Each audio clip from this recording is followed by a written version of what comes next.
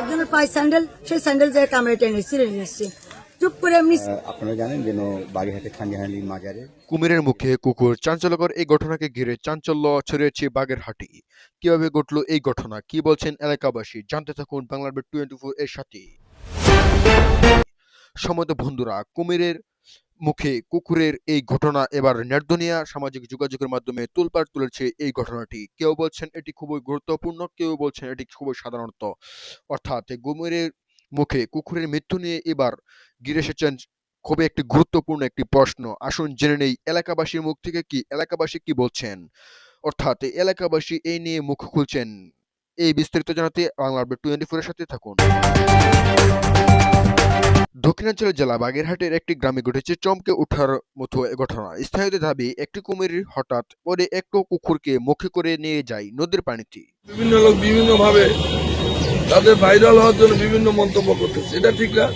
প্রকৃতপক্ষে কুকুরের বাচ্চাকে কুমিরে খাওয়ানোর কোনো প্রশ্নই ওঠে, এরকম কোনো ঘটনা ঘটে। ঘটনার সময় আশেপাশে থাকা লোকজন আতঙ্কে চিৎকার করতে থাকেন, তবে মুহূর্তের মধ্যে কুমিরটি কুকুরটিকে নিয়ে পানির নিয়ে নিচে চলে যায়।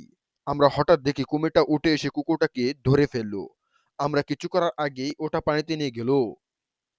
স্থায়ীদের মতে এই এলাকার আগে থেকেও কুমির দেখা যেত, তবে এমন ঘটনা অনেকদিন পর ঘটনা আতঙ্ক বেড়েছে কয়েক গুণ। এখন আমরা খুব ভয় পাচ্ছি। ওই টাইস করা ঘাট অনেক স্লিপ খাইছে, খাই পানিতে পড়ে গেছে। পানিতে পড়ে গেলে হিংস্র কুমির, ডিম পাড়া কুমির রাগ বেশি, ও যায় কুকুরটাকে খাবার। ছোট বাচ্চা নদীর পাশে যেতে পারবে না, গবাদি পশু নিরাপদ না। এদিকে বিষয়টি জানার পর স্থায়ী প্রশাসন ও বন বিভাগে সতর্ক করা হয়েছে। তারা এলাকাবাসীকে নদীর ধারে সতর্কভাবে চলাফেরা করার পরামর্শ দিয়েছে। একটি সাধারণ ঘটনা মুহূর্তের রূপে নেই ভয়াবহ। তাই সচেতন থাকুন, নিরাপদ থাকুন। এমন আরো আপডেট পেতে সাবস্ক্রাইব করুন বাংলা আপডেট 24। সম্মত বন্ধুরা, আপনারা দেখতে পাচ্ছেন যে এলাকাবাসী এই কুমিরকে নিয়ে, কুকুরের মৃত্যু নিয়ে কি চাঞ্চল্যকর তথ্য দিয়েছে। এই নিয়ে এরকম পরবর্তী আপডেট, আন্তর্জাতিক খবর পেতে অবশ্যই আমার চ্যানেল সাবস্ক্রাইব করে পাশে থাকা বেল বাটনটি অন করে রাখবেন। ধন্যবাদ। দেখা হচ্ছে পরবর্তী কোনো ভিডিওতে।